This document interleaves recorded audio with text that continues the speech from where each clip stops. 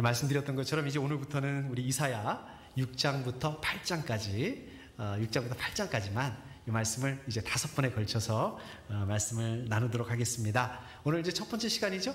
오늘 첫 번째 시간이다 보니까 아무래도 제가 좀 이사야 말씀을 좀 전반적인 걸친 말씀을 잠깐 말씀을 좀 나누도록 하겠습니다. 코비드-19 이전에 우리 임승환 목사님께서 소선지서로 가지고 성경 공부하셨죠? 다 잊어버리셨나요? 기억나시나요? 저희가 모여서 성경 공부를 못해서 너무 아쉽습니다. 저는 참 그게 제일 아쉬운 것 같아요. 이거는 제 생각인데, 좀 저희가 가능하다면 이제 온라인으로 성경 공부를 할 수 있으면 너무 좋겠다는 그런 생각이 듭니다. 특별히 최근에 우리 합류하신 우리 임 전사님, 우리 청년들하고 유일하게 지금 대면으로 청년부 모임을 가지고 계시는데요. 우리 청년들 반응이 뜨겁습니다. 너무 좋습니다. 예, 우리 임 전사님 신학 박사 공부하시는 분이세요. PhD 공부하시는 분이신데요. 정말 박학다식하세요. 이렇게 저랑 이렇게 가끔 이렇게 오셔서 이야기를 이렇게 나누시는데, 야, 제가 진짜 혼자 듣기 너무 아깝다, 이런 생각이 늘 듭니다. 그래서 우리 이런 분을 그냥 놔두는 거, 이건 낭비입니다. 이제 이거를 뭐라고 그러냐면 기회비용의 상실이라고 얘기합니다. 이제 경제학적 용어로. 우리 전사님도 경제학 이렇게 전공하셨는데 기회비용 상실이라고 합니다. 우리 전사님도 또 기회가 되시면 이제 성경 공부 또 온라인으로 여기 또 할 수 있으면 좋을 것 같습니다. 우리 좀 그렇게 좀 기도했으면 좋겠어요. 온라인으로 이렇게 우리 같이 성경 공부할 수 있는, 그렇게 될 수 있도록 우리 소망하고 또 기도하고 그러면 너무 좋을 것 같습니다. 우리 그 코비드-19 전에 우리 이 목사님 소선지서 성경 공부 인도하셨는데 기억나시나요? 우리 이사야서는 어떻게 되나요? 소선지서에 들어가나요? 들어가나? 안 들어가나? 본 것 같기도 하고, 예, 안 들어가죠? 예, 안 들어갑니다. 이사야서는 소선지서라고 얘기를 안 하고 보통 이제 대선지서라고 얘기를 합니다. 자, 그러면은 지난번에도 말씀드렸던 것처럼 소선지서는 별로 안 중요하고 대선지서는 중요하고 별로 안 중요하니까 중요하니까 대, 이거는 아니라고 말씀드렸죠? 왜 그랬다고 그랬습니까? 소선지서는 내용이 굉장히 짧고 또 대선지서는 내용이 깁니다. 우리 이사야는 얼마나 길까요? 이사야서는 제가 기억하기로는 아마 가장 깁니다. 그러니까 절수까지 따지면은 우리 이 목사님 그때 얘기를 하는데 예레미야서가 제일 길고요. 장으로 따지면은 가장 긴 장을 가지고 있는 게 이제 이사야서입니다. 몇 장이죠? 이사야서 66장입니다. 여러분 66장 하면 기억나시는 거 있으시죠? 성경 66권. 그렇죠? 성경이 어떻게 되어 있습니까? 구약이 39권, 신약이 27권 이렇게 되어 있죠? 그래서 합이 66권.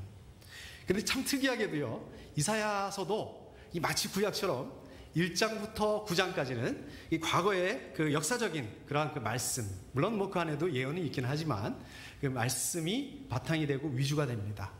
또 마치 신약처럼 40장부터 끝장까지 66장까지는 이제 그 주로 예언의 말씀을 위주로 이렇게 기록을 하고 있습니다. 여러분 여기까지 잘 아시는 말씀이죠? 제가 많이 여러 번 나눴습니다. 또 한 가지 특이한 점이 있습니다. 이사야서에 또 한 가지 특이한 점이 있는데요. 그게 뭐냐면은, 물론 뭐 많이 있죠. 근데 이제 제가 보기에 구약의 선지서들 보면, 우리 소선지서들 보셨겠지만, 우리 성경 공부할 때, 이 맨 처음에 시작하면서 그 선지자들이 내가 어떻게 하나님으로부터 소명을 받았다, 이런 얘기를 먼저 기록하는 경우가 많습니다. 그래서 뭐 1장 1절에, 1장 2절에 그런 부분들을 이렇게 기록을 하고 있습니다. 근데 특이하게도 이사야 말씀은 그게 6장에 와서 나옵니다. 오늘 말씀도 아니고 오늘 말씀도 아니고 이게 뒤에 보면 6장 그 뒤에 이렇게 나옵니다. 8절인가요? 거기서 보면 이제 나옵니다. 자, 그러면은 앞부분은 도대체 무슨 얘기가 나올까? 보통 그렇게 얘기할 것 같은데, 우리가 사람을 만나더라도 뭐 자기소개하고 내가 여기 어떻게 왔습니다 이렇게 얘기를 하지 않습니까? 자, 그러면 뭐가 이렇게 급했길래 이사야 앞장 1장부터 5장까지는 어떤 내용이 나와 있을까? 뭐 여러 가지 내용으로 볼 수 있겠지만 주로 한마디로 말하자면 남왕국 유다, 우리 남북 왕조 이렇게 있잖아요. 그 남왕국 유다에 대한 하나님의 심판 예언에 대한 말씀이 나옵니다. 좀 이렇게 앞뒤가 약간 이렇게 바뀐 느낌이 드시죠? 우리가 말을 하더라도 그렇고 또 글을 쓰더라도 그렇고 서론, 본론, 결론 이런 식으로 순서적으로 하는 게 맞는데 이거는 좀 앞뒤가 바뀐 느낌. 자기소개보다도 내가 왜 이 소명을 받게 됐나 이거보다도 그냥 예언부터 그냥 바로 때려 붓습니다. 시작을 합니다. 자, 느낌이 좀 그렇죠. 언제 그럴까요? 우리도 좀 그런 경우 있지 않습니까? 내가 본론부터 말하자면 이제 이렇게 얘기하는 경우도 있죠. 제가 한국에 있을 때 진짜 많이 썼던 말 중에 하나가, 제가 성격이 좀 굉장히 그때는 급했습니다. 일단 가면서 얘기하자. 우리 가면서 생각해보자. 그런 말을 좀 많이 했습니다. 이렇게 순서가 바뀌는 경우가 있습니다. 자, 이사야가 내가 어떻게 하나님으로부터 소명을 받았다 이런 얘기보다 남왕국 유다에 대한 하나님의 예언의 말씀, 심판에 대한 그 말씀, 그거를 먼저 하는 거는 그 남왕국에 대한 하나님의 심판과 예언이 굉장히 중요하다. 당연히 중요하죠. 뿐만 아니라 굉장히 시급한 얘기다. 아주 시급한 상황이다. 이걸 강조하기 위해서. 우리 도치법이라고 하잖아요. 중요한 걸 먼저 얘기하고 그 다음에 나중에 이렇게 하는 것처럼 의도적으로 이렇게 쓰고 있다. 네. 자, 이런 차원에서 본다면 그 이사야 맨 앞부분 1장부터 5장까지 남왕국 유다에 대한 예언이 1장부터 5장까지 예언 말씀이 딱 나오고 그 말씀이 끝나자마자 오늘 말씀 맨 앞에 뭘로 시작했습니까? 우리 같이 읽었을 때 우시야 왕이 죽던 해, 이렇게 시작을 하고 있습니다. 저는 이게 늘 궁금했어요. 여기서 왜 우시야 왕 얘기를 하고 있는가? 뭔 상관인가? 왜 우시야 왕이 죽던 해에 이 말이 여기서 나오냐는 말이에요. 보면은요, 마치 이렇게 보입니다. 1장부터 5장까지 딱 이렇게 일단 말씀이 끝났어요. 그리고 전혀 다른 말씀, 이제 새로운 말씀이 6장에서 시작이 되고 있다. 그러니까 오늘 말씀은 1장부터 5장하고는 전혀 다른 말씀이다. 여러분들 그렇게 보셨죠? 한번 읽어보셨나요? 여러분 읽어보시니까 어떻습니까? 사실 저도 그렇게 이해를 했습니다. 그러니까 이사야 부분에 대해서 저는 그렇게 알고 있었습니다. 그런 줄로 알고 있었습니다. 근데 이게 잘 보니까요, 오늘 말씀 준비하면서 제가 또 자료를 찾아보고 이렇게 하다 보니까 이걸 연결해서 볼 수 있겠더라고요. 1장부터 5장하고 6장하고 연결해서 볼 수 있겠더라고요. 이제 저희 서 제일 많이 하는 말 중에 하나는, 그게 연결이 되냐 안 되냐, 이게 왜 중요해? 이게 왜 중요합니까? 이게 왜 중요합니다. 이게 되게 중요합니다. 왜냐하면 이게 정확해야지 오늘 말씀을 정확하게 볼 수 있어요. 정확하게 이해를 할 수 있습니다. 이 뜻이 무슨 뜻인지. 여러분들 그 영화 드라마 좋아하시죠? 영화 첫 부분이나 드라마 1회차를 놓치시면 어떻습니까? 도대체 저는 그렇더라고요. 저는 이 앞부분을 놓치면 이게 도대체 무슨 말인지, 스토리가 어떻게 흘러가는 건지, 저 사람은 누군지, 이제 이걸 이해를 못하는 경우들이 많이 있습니다.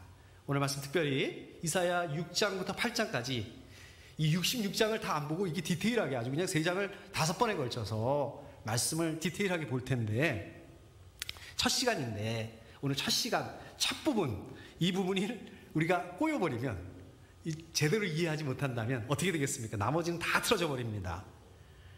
자, 오늘 말씀 6장 말씀이 1장부터 5장까지 어떤 관계가 있는 건지, 또 어떻게 연결되는 건지, 그게 왜 그렇게 중요한 건지 오늘 말씀을 통해서 함께 말씀을 좀 나눠보도록 하겠습니다. 자, 아까도 잠깐 말씀드렸던 것처럼 우시야 왕이 죽던 해에, 자, 이런 말씀을 시작하고 있는데, 우시야 왕은 어떤 왕일까요? 여러분 이미 잘 알고 계시죠? 너무 잘 알고 계시죠? 근데 어떤 또 우리 분들께서는 또 깜빡 잊어버리시죠. 우시야 왕 많이 들어봤는데, 또 이런 분들도 계실 수 있으실 것 같습니다. 자, 우시야 왕 누구죠? 일단은 남왕국의 왕이었습니다. 북왕국 이스라엘의 왕이 아니라 남왕국 유다의 10번째 왕이었습니다. 아버지가 누구죠? 아버지가 아마샤 왕입니다. 아버지 아마샤 왕에 이어서 15살에 왕이 됩니다. 남왕국 유다의 왕이 돼서 몇 년 동안 통치하신 줄 아세요? 52년 동안 통치했습니다. 와, 굉장히 긴데? 이 사람보다 더 오랜 기간 동안 통치한 사람이 있어요. 남왕국 유다의 므낫세 왕. 그 사람 아마 제가 기억에 55년 통치했을 것입니다. 그러니까 거의 52년 살기도 힘든데 52년을 좀 통치한 그 왕이 됐습니다. 그리고 그 52년을 그냥 대충 대략 한 게 아니라 통치를 아주 잘했습니다. 특별히 그 왕이 됐던 그 초반기, 중반기 때는 아주 그 하나님을 신뢰하고 하나님을 믿고 또 선지자들을 통해서 하나님 말씀을 잘 듣고 하나님 말씀대로 순종하면서 나라를 잘 다스렸어요. 뿐만 아니라 이 대외적으로도 아주 그 남왕국 그 유다를 강한 나라로 만들었습니다. 주변에 있는 나라들, 그러니까 예를 들자면 블레셋이라든지 암몬이라든지 이런 나라들하고 전쟁을 해서 다 이깁니다. 정복을 해버려요. 그래서 이 블레셋에는 성을 이렇게 건설하기도 하고 또 암몬 왕한테는 또 이렇게 조공을 받기도 합니다. 그리고 그 당시에 근동의 초강대국, 이걸 뭐 강대국이라는 말도 부족한 것 같아요. 초강대국 이집트 뭐 수도까지는 아니고 그 이집트의 주변 그 변방 지역까지 공격을 해서 남왕국 유다의 영토를 굉장히 크게 늘립니다. 거기다가 이 북서쪽에서 아시리아가 이제 그 팽창주의 전략을 쓰고 있죠. 아시리아가 이렇게 자꾸 침략을 하려고 합니다. 그 침략을 막아내면서 남왕국 유다를 아주 굳건하게 막아냈던 왕입니다. 그래서 어느 정도였냐면요, 여러분 그 이스라엘 하면 그 굉장히 유명한 왕 누가 생각이 나십니까? 다윗이죠. 솔로몬이 이제 가장 넓은 영토를 가졌던 그 다윗과 솔로몬의 그 대를 이을 위대한 왕, 남왕국 유다의 위대한 왕, 위대한 영웅, 우리로 말하면 뭐 세종대왕 같은 그런 사람, 우시아 왕이야말로 정말 그 하나님께서 보내주신 메시아를 보내주신다고 그랬는데 그 메시아가 아닐까? 그 정도로 생각했을 정도로 그런 왕이었습니다, 우시아가. 자, 그런데 항상 그러잖아요. 빛이 있으면 그림자가 있게 마련 아니겠습니까? 남왕국 유다가 강성해지고 또 그 주변에 식민지를 거느리게 되고, 그러니까 어떻게 됩니까? 모든 사람들이 우시아를 의지하게 되고 또 칭송받게 되고, 그러니까 우시아 왕이 교만하게 됩니다. 이게 정말 무서운 거예요. 원래 왕은요 제사를 드릴 수 없었잖아요. 왕은 제사를 못 드립니다. 제사는 우리 제사장들이 드리게 돼 있죠. 특별히 지성소는 우리 대제사장만 들어갈 수 있는 그런 곳이었습니다. 자, 그런데 우시아 왕이 다 해봤어.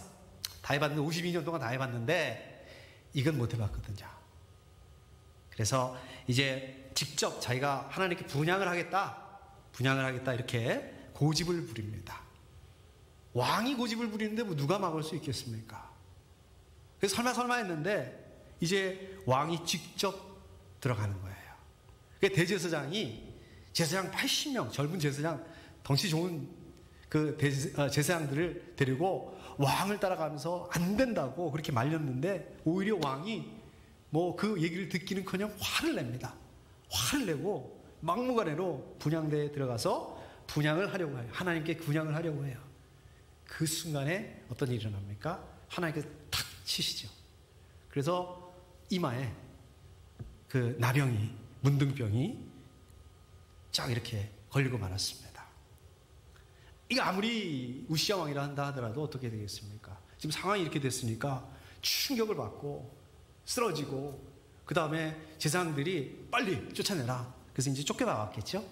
하나님의 성전에 머물지 못했습니다.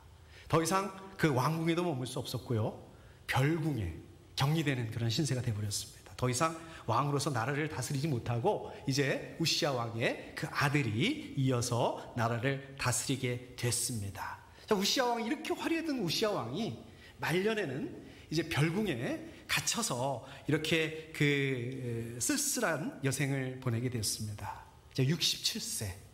이게 대략 BC 한 740년 정도 이 화려한 이 삶을 뒤로하고 이제 우시아 왕이 열조에게로 돌아가게 됩니다.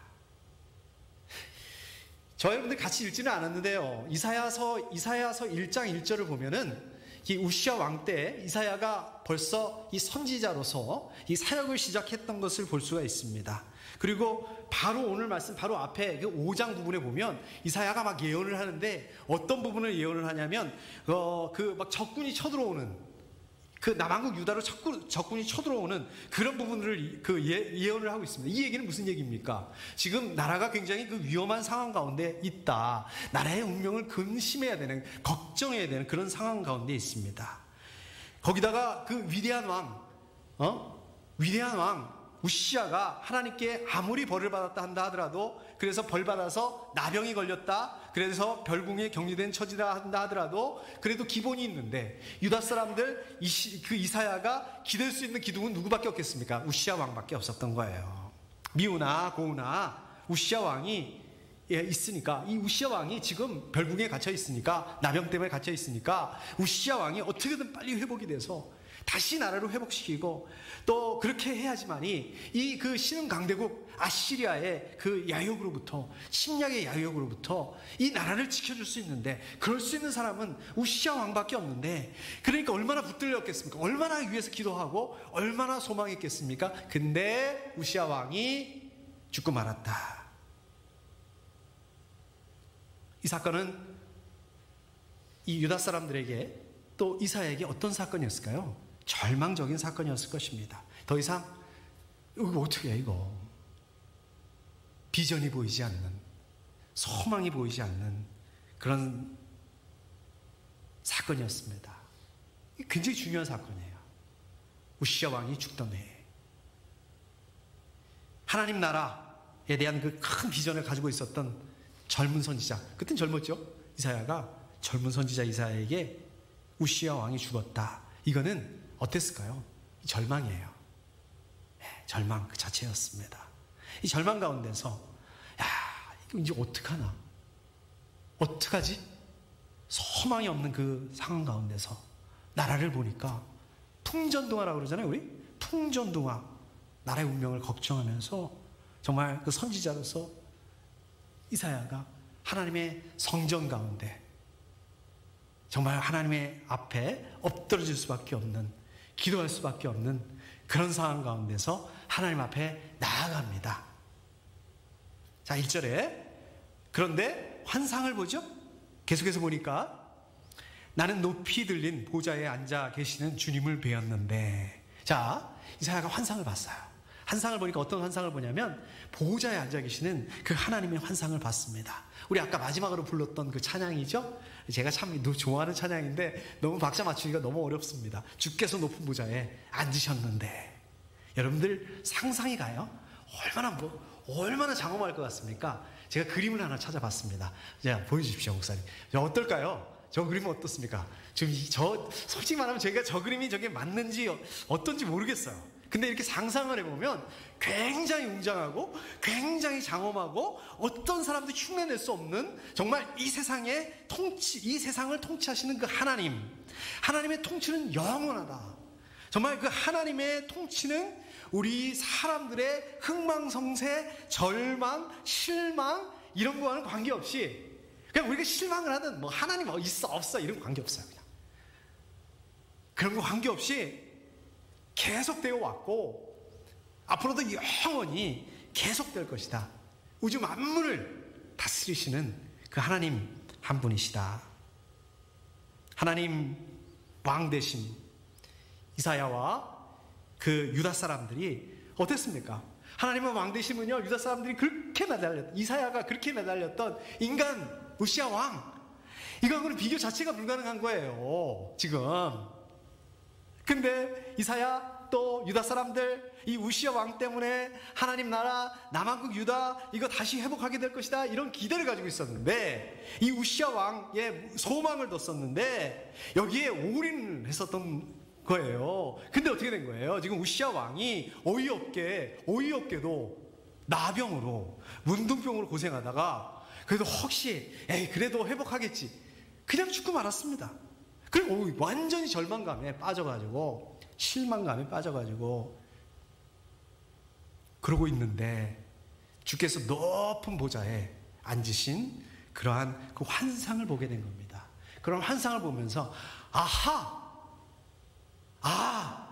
이 세상 모든 일, 정말 이 우시야처럼 이 특별한 사람을 통해서 정말 이 특별한 사람들이 이거 아니구나, 그게 아니고 정말 그 왕 위에, 모든 왕의 왕이 되시는 이 하나님께서 세상을 다스리는 거구나, 하나님께서 했기 때문에 이게 가능했구나, 이거를 봤다는 거예요, 이사야가. 여러분들 마찬가지 아니겠습니까? 저 여러분들도 어떻습니까? 우리 하나님 보이지 않아요. 사람 보이거든요. 보이는 사람을 믿고 의지하는 경우가 많습니다. 물론 뭐 사람을 믿고 의지하는 게 잘못됐다 이게 아닙니다. 믿고 또 사람을 믿지 말고 의지하지 말라 이 말씀도 아닙니다. 그런데 유다 사람들이 이사야가 우시야 왕을 믿고 의지 뭐 그 정도는 아니더라도 우리도 그런 경우가 굉장히 많습니다. 사소하지만 우리도 얼마나 많은지 모르겠어요. 지난번에 우리 양전사님 한국을 좀 방문하겠다고 이제 저한테 얘기를 하는데, 더러 걱정이 되는 거예요. 그 생각을 해보면 우리 양전사님 가족이요, 거의 이제 3년이 다 돼가요. 우리 교회에서 이제 사역하신 3년이 다 돼가는데, 그동안에 휴가를 한 번도 쓴 적이 없고요. 또 한국 한 번도 다녀온 적이 없잖아요.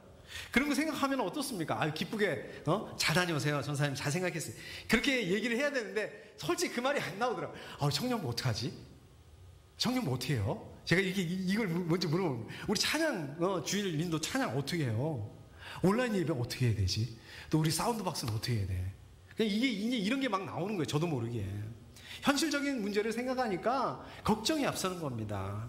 그런데 참 하나님이 절묘하시죠. 하나님 절묘하게 우리 전사님 이렇게 임전사님 딱 맞춰가지고 보내주셔서 우리 또 청년부 또 이렇게 맡아주시고, 여러분들 느끼셨는지 모르겠지만은 제가 이 찬양도 잘 못하잖아요. 근데 우리 이렇게 딱 베이스 기타를 쳐주시는데 베이스 기타로 무게를 딱 잡아주시니까 제가 너무 편합니다. 또 어떻습니까? 우리 또 사운드 박스 뒤에 우리 또 하목사님 또 잘 감당해 주시고, 또 우리 생각지도 못했는데, 물론 뭐 제가 부탁을 드리긴 했지만 우리 나원 형제 또 오셔가지고 이렇게 잡아주시니까 너무 감사하고 너무 좋습니다. 물론 우리가 사람을 믿고 신뢰하고 좋습니다. 그렇게 하셔야죠. 근데 근본적으로 본질적으로 저 여러분들이 우리 사람에 대해서는 어떻게 생각해야 되냐면, 사람은 사랑의 대상이지 믿음의 대상은 아닙니다. 믿음의 대상은 하나님뿐입니다. 우리가 하나님처럼 사람을 믿고 의지하고 그러다 보면 우리 실망할 수 있다는 거예요. 오늘 이사야처럼 절망할 수 있다는 것입니다. 왜 그럴까요? 우리 사람은 완전하지 않기 때문에 그렇습니다. 사람은 연약하기 때문에 언제든지 바뀔 수 있어요. 언제든지 무너질 수 있습니다. 그렇기 때문에 우리 사람을 의지하다 보면 소망이, 저분이면 될 것 같다, 이 소망이 절망으로 바뀔 수 있다는 거예요. 여러분, 사람에다가 소망을 두고 의지하시면 안 됩니다. 물론 사람 기대할 수 있죠. 기대할 수 있습니다. 기대도 좋습니다. 그런데 우리 사람에게 너무 많은 기대를 하게 된다면 안 된다는 것입니다. 또 어떨까요? 특별히 이 세상의 소망들, 이 세상 성공, 또 부귀, 이런 것들, 이것을 의지하고 기대를 품어서는 안 됩니다. 우리가 오히려 반대로 하늘 보자, 하나님의 보자, 세상 우주 만물을 다스리시는 하나님의 보좌를, 하나님을 바라볼 수 있는 그러한 영적인 눈을 가질 수 있어야 됩니다. 하나님께서 저 여러분들 하나님의 선한 뜻대로 인도하신다는 것을 믿고 신뢰할 수 있어야 됩니다. 저 여러분들의 그 영적인 눈, 하나님만 신뢰할 수 있는, 하나님만 그 믿음을 가질 때에 어떻습니까? 저 여러분들 어떤 어려운 상황 가운데 있을지라도, 어떤 어려운 가운데 있을지 낙심하지 않게 됩니다. 절망하지 않게 됩니다. 오히려 어려운 가운데서 소망을 가질 수 있게 되고, 어려운 시간들을 감당할 수 있는 그런 힘을 가질 수 있게 되는 거예요. 자, 그 다음에 계속해서 보시면 그의 옷자락이 성전에 가득 차 있었다. 어떤 느낌이 드세요? 긴 옷을 이렇게 늘어뜨리는 옷자락이 그냥 성전에 가득 찬 그러한 그 환상, 그런 거죠. 세상 우주 만물을 창조하신 우리 그 하나님, 그 하나님의 그 위엄, 뭐라 그럴까요? 그 장엄함이, 이 권능이 그 하늘 그 보좌 가운데, 하늘 성전 가운데 그렇게 다 이렇게 덮이는 그러한 그 환상입니다. 지금 그 이사야가 있는 곳이 어디죠? 이사야가 있는 물리적인 곳은 하나님의 성전이에요. 이 땅의 성전입니다. 그러나 이사야가 바라보고 있는 그 환상은 뭡니까? 하늘 성전, 하늘 보좌, 하나님의 그 궁전, 영광 중에 계시는 그 하나님을 바라보고 있는 거예요. 자, 우시야 왕 때문에 절망 가운데 있었던 이사야가 환상이긴 하지만 이 거룩한 하나님을 봅니다. 이 거룩한 하나님을 만나는 그런 환상을 보는 이 특별한 그 경험을 통해서 사람이 바뀌게 됩니다. 이제 이사야가 바뀌게 돼요. 하나님의 사역을 힘있고 능력 있게 감당하게 됩니다. 오늘 이 체험을 통해서 이사야가 나중에 어떻게 죽는지 아세요? 우리 전승에, 이사야서에는 나오진 않지만 우리 전승에 보면 이 므낫세 왕에게 이 남한국 유다의 가장, 아까 그랬죠? 오랫동안 통치했던, 근데 또 가장 영적으로 악한 왕이었던 이 므낫세 왕한테 순교를 당하게 되는데, 그럼에도 불구하고 어떻습니까? 그 앞에서 하나님의 말씀을 당당하게 전하는 그러한 사람으로 바뀌게 됩니다. 제가 지난 주일날도 말씀드렸던 것처럼 우리 집안이 멧돼지 하나님을 믿는 집안이다. 태어나 보니까 그리스도의 집안이었다. 모태신앙이라고 그러잖아요. 모태신앙이다. 내가 몇십 년 동안 하나님 믿었는데, 신앙생활했는데, 목사님이고 집사님인데, 우리 전도사님인데, 중요해요. 의미 없는 게 아니에요. 근데 어때요? 그럼에도 불구하고 넘어진단 말이에요. 그럼에도 불구하고 절망하고 무너지고, 그의 옷자락이 성전에 가득 차 있었다. 이런 하나님을 만나야 된다 말씀입니다. 예수 그리스도를 인격적으로 만나야 된다. 성령 충만함을 경험할 수 있어야 된다. 그래야 어떻습니까? 내가 아니라, 내가 중심이 아니라 하나님이 중심이 되는 삶, 하나님을 예배하는 삶, 저 여러분들의 그 삶을 통해서 우리가 예배를 드려야 되잖아요. 그러한 그 삶을 통해서 드리는 예배, 누가 뭐라고 막 흔들고 누가 뭐라고 막 그래도 정말 하나님의 말씀에 순종하고 하나님과 동행하는 그런 삶을 감당할 수 있게 되는 것입니다. 여러분, 그 하나님께서는 절망 가운데, 정말 소망을 잃어버린 가운데 있는 그 이사야를 먼저 찾아와 주셨어요. 이사야가 어떻게 했던 게 아니에요. 하나님 먼저 찾아와 주셨습니다. 우리 성경에 보면 그런 분들이 많이 나오죠. 우리 소위 말해서 세상적으로 행복하고 부족함이 없고 세상적으로 잘 나가는 그런 사람들한테 하나님 잘 안 찾아가세요.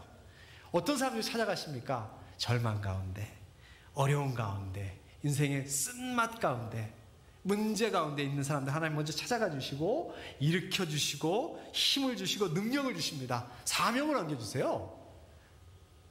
그러한 그 하나님의 주신 그 힘과 능력을 통해서 그 사명을 또 감당하도록 해주십니다. 우리 하나님께서 절망 가운데, 어려움과 고난과 시련과 어려움 가운데, 고통 가운데 있는 사람들 먼저 찾아와 주시고 또 위로해 주시고 또 소망을 주시는 우리 하나님, 그런 분이십니다. 자, 그렇기 때문에 저 여러분들 절망적인 그 상황 가운데 있고 어려운 시간을 지나가고 있고 또 그 상황 가운데 짓눌려서는 안 됩니다. 힘내셔야 돼요. 절망 가운데 여러분들 먼저 찾아오실 그 하나님을 소망하셔야 됩니다. 그 소망의 끈을 놓으시면 안 됩니다. 자, 그 다음에 우리 2절로 넘어가 보도록 하겠습니다. 2절에 보니까 스랍들은 저마다 날개를 여섯 가지고 있었다. 둘로는 얼굴을 가리고 둘로는 발을 가리고 나머지 둘로는 날고 있었다. 여기 보시면 이제 스랍들은 뭘까요? 우리 하나님과 함께하는 그 천사들을 말씀하고 있는 것입니다. 근데 보시면 날개가 있죠? 날개가 2개만 있는 줄 알았는데 2개가 아니라 6개 있었습니다. 근데 처음에 2개는 어떻게 했다고요? 얼굴을 가렸다. 또 아마 밑에 2개 있는 것 같아요. 밑에 2개는 또 발을 가리고, 이제 그럼 몇 개 남습니까? 6개 중에서 4개 썼으니까 이제 2개 남았죠? 2개는 2개로 날고 있었다. 자, 여기서 보시면 날개로 얼굴을 가렸다, 무슨 뜻일까요? 하나님의 영광을 보여주고 있는 것입니다. 디모데전서 6장 16절에 보면 사람이 가까이 할 수 없는 빛 속에 계시고 사람으로서는 본 일도 없고 또 볼 수도 없는 분이십니다. 하나님 얼마나 거룩한 분이신가를 보여주고 계시죠? 말씀하고 계시죠? 자, 그 다음에 또 아까 천사가 또 날개로 발을 가립니다. 이게 왜 그럴까요? 그 당시에 그 당시 사람들의 발은 좀 이렇게 지저분한, 거룩하지 못한 이제 이런 걸, 더러운 거라고 생각을 했습니다. 그렇잖아요. 뭐 신발이 제대로 있겠습니까? 지금처럼 샌달에 뭐 이렇게 먼지, 이게 포장도로도 아니니까 먼지 많은데 이렇게 밟고 다니면 어떻겠습니까? 발은 항상 더럽죠. 그렇기 때문에 하나님 앞에서 발을 가렸다. 오직 하나님의 영광만이 드러날 수 있도록, 우리의 그 더러움이 아니라 하나님의 영광만이 드러날 수 있도록 이 겸손의 표현이라고 볼 수 있겠습니다. 자, 나머지 날개 2개로 날고 있었다. 무슨 뜻일까요? 언제든지 하나님 말씀하시면 즉시 순종하기 위한 그런 모습, 그런 태도입니다. 아까 1절에서 뭐라고 그랬어요? 아까 1절에서 하나님의 그 영광이 환상 중에 하나님께서 보좌에 앉아 계시는 그 환상, 이거는 어떤 환상일까요? 하나님이 지금 여러분 보좌, 왜 의자에 앉아 있을까요? 뭐예요 이게? 이게 법정입니다. 법정에 앉아 계시는 모습이에요. 재판장의 모습이에요. 재판장. 그 재판장이 딱 앉아 있을 때 어떻습니까? 위엄, 그 장엄함, 위용이 나타납니다. 거기에 그 천사들, 스랍들, 이 스랍이 원어적인 의미를 보면 이 불타는 사람이라는 그런 뜻을 가지고 있습니다. 그러니까 아마 그림을 모르겠지만 예상해 보기에 이 스랍의 모습은 마치 이렇게 막 불이 막 이렇게 번져 나오는 그러한 천사의 모습이었을 것 같아요. 다니엘서 7장 10절 말씀을 보면 이런 말씀이 나오거든요. 불길이 강물처럼 그에게서 흘러나왔다. 이게 무슨 말씀이에요? 보좌에서, 하나님의 보좌에서 불이 강물처럼 흘러나왔다. 이런 모습이에요. 보좌에서 왜 불이 나왔을까요? 이게 무슨 뜻일까요? 자, 심판, 아까 심판 때라고 그랬잖아요. 심판을 베푸시는 그런 모습. 심판, 벌을 주신다고요. 그러니까 지금도 보면은 어떻습니까? 스랍을 통해서, 하나님 스랍을 통해서 심판을 베푸시는 그런 모습을 이렇게 표현하고 있다는 말씀입니다. 3절에 거룩하시다 만군의 주님, 온 땅에 그의 영광이 가득하다. 자, 거룩하시다 3번 얘기를 하죠. 3번 반복해서 이야기합니다. 무슨 뜻일까요? 어떤 의미일까요? 우리도 그러잖아요. 이걸 말이야 정말 진짜 중요해. 이렇게 반복하죠. 중요할 때, 또 강조할 때 반복을 합니다. 자, 그래서 반복하고 있는 것입니다. 자, 그러니까 하나님은 거룩하신데 거룩하다 이게 한 번으로 이게 해결이 안 되는 거예요. 얼마나 거룩하시냐면 세상의 모든 부정한 거로부터 완전히 구별되시는 분, 모든 피조물로부터 구별되시는 이분만이 창조주 되시는 하나님이시다, 거룩하신 분이시다, 그런 말씀입니다. 자, 그렇다면 하나님의 백성 이스라엘 사람들, 남한국 유다 사람들 어떻게 해야겠습니까? 당연히 거룩해야 되겠죠. 당연한 거 아니에요? 이거는?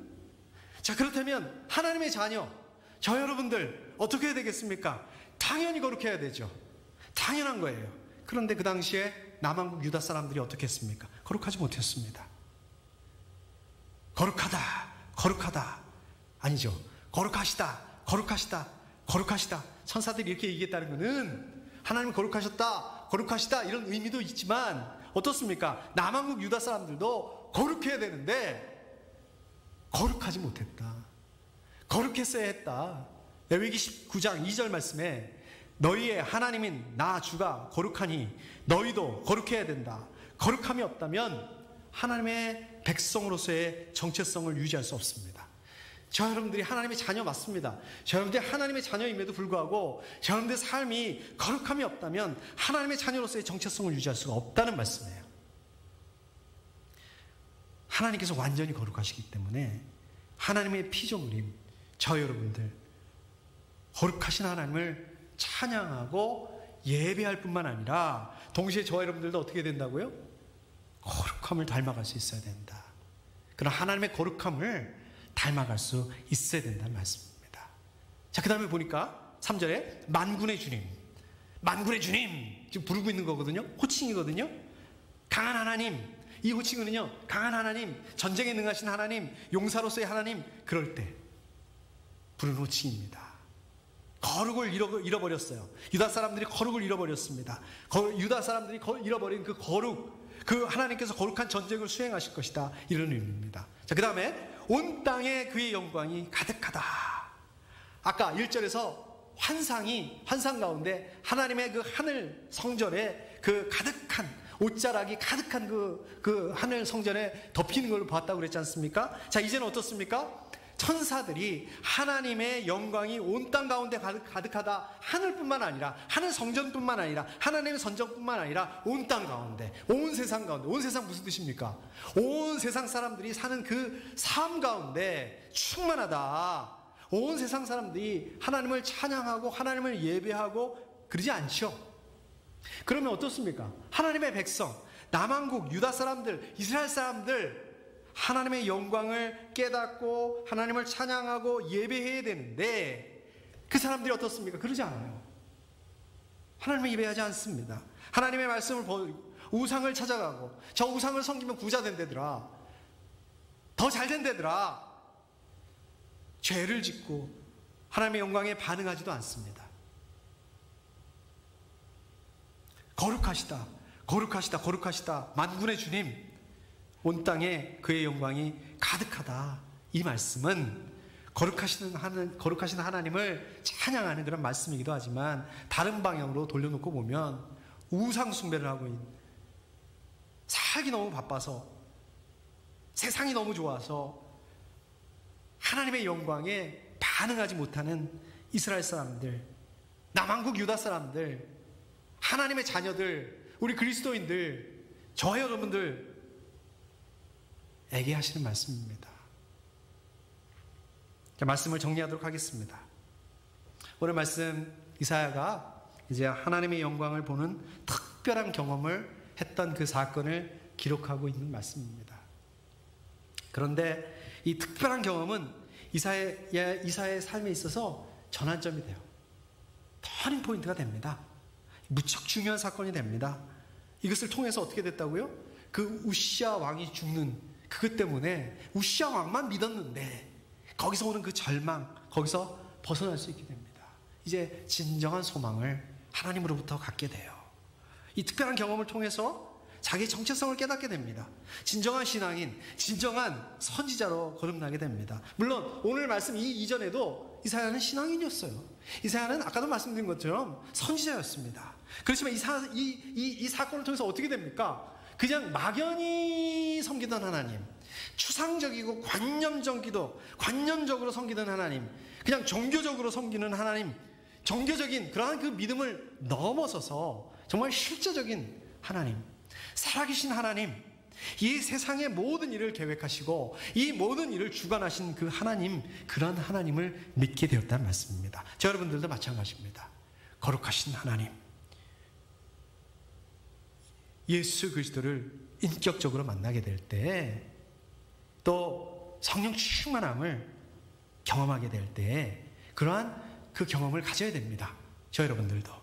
저 여러분들이 분명히 하나님 믿습니다. 우리 믿어요. 몇십 년째 믿고 있습니다. 그런데 저 여러분들이 하나님의 거룩하심을 경험하지 못한다면, 오늘 이사야처럼 예수 그리스도 인격적으로 만나지 못한다면, 성령 충만함을 우리 사도 베드로처럼 경험하지 못한다면, 우리가 하나님을 믿지만, 우리가 하나님을 믿어도 그냥 그거는 남의 하나님이에요. 우리 아이들도 그러잖아요. 그냥 부모님의 하나님. 그러니까 어떻게 되겠습니까? 하나님에 대한 열정이 없습니다.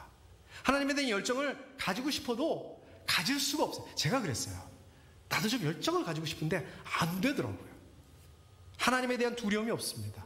하나님에 대한 두려움이 있으면 그렇게 살 수 있을까요? 하나님에 대한 기쁨이 없습니다. 신앙생활이 역동적이 될 수가 없어요. 그냥 술에 술 탄 듯, 물에 물 탄 듯, 그냥 신앙생활이 밋밋할 수밖에 없습니다. 하나님을 믿지만 믿는 것처럼 보이지가 않아요. 그냥 삶이 하나님 믿지 않는 사람하고 똑같아요. 다르지 않습니다. 그렇지만 저 여러분들이 이사야처럼 개인적으로 하나님을 만나는 이러한 경험을 하게 된다면 완전히 달라지게 됩니다. 우리 그 신앙이 열정으로 바뀌게 됩니다. 완전히 다른 사람이 되게 됩니다. 하나님을 만나게 되면 거룩하신 하나님 앞에서 내가 내 자신이 얼마나 보잘것없는 존재인지 고백하게 됩니다. 삶의 방향이 바뀌게 됩니다. 제가 그랬어요. 제가 그 주보에도 목회 칼럼에도 써놨는데요. 제가 그 젊었을 때입니다. 20대 때 군대 제대하고 복학을 기다리고 있었는데, 어느 날 교회 목사님께서 중고등부를 수련회 가는데 보조교사가 필요한데 너 보조교사도 좀 같이 가주지 않을래? 이제 이렇게 물어보시더라고요. 그래서 뭐 별로 특별히 할 일 없고, 그래서 예, 가겠습니다. 그리고 따라갔습니다. 근데 두 번째 날인가요? 목사님 설교 말씀하시는데요. 그냥 그 설교 말씀이 아주 특별한 게 아니에요. 그냥 평소에 늘 듣던 말씀, 너무 잘 알고 익숙한 말씀을 그냥 설교를 속으로 또 똑같은 말씀 하시네. 예수 그리스도가 저를 위해서 십자가에서 죽으셨다는 그 말씀이에요. 늘 듣던 말씀 하시는 거예요. 근데 그때 어떻게 된지 아세요? 그 말씀을 듣고 있는데 막 저도 모르게 눈물이 나는 거예요. 저도 모르게 어떤 마음이 드냐면, 내가 정말 죄인이었구나. 나를 위해서 죽으셨구나. 내가 왜 이러지? 막 이러면서 지금 고백을 하고 있는 거예요. 제가 저도 모르게 회개를 하고 있는 거예요. 제 삶의 방향을 바꾸게 됐습니다. 그때. 그 전까지는 제 삶의 방향이, 제가 하나님 분명히 믿었어요. 저 어렸을 때부터 하나님 믿었습니다. 근데 그 전까지는 제 삶의 방향이 뭐냐면, 세상에서 돈 잘 벌고 그냥 뭐 높은 자리에 올라가고 성공하고, 그게 제 목표였어요. 그게 꿈이었어요. 몇 살에 대학을 졸업해서 몇 살에 대기업에 취직하고 또 집도 사고 자동차도 좋은 걸 사고, 몇 살에 승진해서 몇 살에 임원이 돼서, 막 임원이 되면은 막 그냥 비서도 나오고 방도 생기고 막 그러거든요. 그런 계획을 제가 다 가지고 있었어요. 근데 그날 하나님을 만나게 되니까 그게 보이더라고요. 야, 이 꿈이라는 게, 이 목표라는 게 다 나를 위한 거였구나. 다 내 자신을 위한 거였구나. 제가 전부 주인공이더라고요. 하나님을 위한 삶, 하나님의 중심이 되는 삶, 하나님의 주인공이 되는 삶. 저도 모르게 제가 그거를 기도하고 있더라고요. 저는 이제 그렇게 살겠습니다. 제가 그것을 그 자리에서 기도하게 되었습니다. 그전에는 그냥 세상에서 성공하는 게 승리하는 건 줄 알았는데, 성공하지 못하면 루저, 이런 줄 알았는데, 하나님을 만나니까 그게 다가 아니었구나. 정말 그것을 깨닫게 되었습니다. 여러분들, 뭐 이거를 누가 가르쳐 준다고 해서 배울 수 있겠습니까? 알 수 있겠습니까? 이게 논리적으로, 이론적으로 이게 설명할 수 있겠습니까? 거룩하신 하나님을 만나셔야 됩니다. 성령님의 인도하심, 성령 충만함을 경험하셔야지만 가능합니다. 여러분, 그렇게 되실 수 있기를 소망합니다. 이걸 놓고 기도하셔야 됩니다. 언제 그렇게 될 수 있을까요? 나는 언제 그렇게 될 수 있을까요? 그런 건 뭐 목사님들이나 그러는 거지 뭐. 우리 같은 그리스도인, 그냥 평신도, 제가 제일 싫어하는 말이 평신도란 말인데, 그냥 우리는 뭐 안 그래도 잘 살 수 있습니다. 신앙생활 잘 할 수 있습니다. 그러다가 목사님처럼 목사님 되는 거 아니에요? 저도 그때는 목사가 되겠다는 생각은 없었습니다. 그냥 먼 훗날에 언젠가는 거룩한 하나님을 만나겠지, 하나님께서 만나주시겠지. 아니요, 그런 일은 절대 일어나지 않습니다. 여러분들, 거룩하신 하나님을 만나고 싶다는 소망을 가지셔야 됩니다. 그런 소망을 가지실 때, 정말 제가 하나님 만나고 싶습니다, 거룩하신 하나님 만나고 싶습니다, 이게 기도 제목이 될 때, 이게 이렇게 기도하실 때 여러분들이 거룩한 하나님을 만나실 수가 있게 됩니다. 여러분, 그게 왜 중요한지 아세요? 여러분들이 거룩하신 하나님을 만나는 그 지점이요, 그 지점이 바로 전환점이 됩니다. 터닝 포인트가 됩니다. 그래야지만이, 그 지점을 통과해야지만이 이 어렵고 힘든 시간 기쁘게 지나갈 수 있습니다. 너끈히 지나갈 수 있습니다. 그럴 힘과 능력을 가질 수 있게 됩니다. 그렇게 되실 수 있기를 축복합니다. 함께 기도하겠습니다.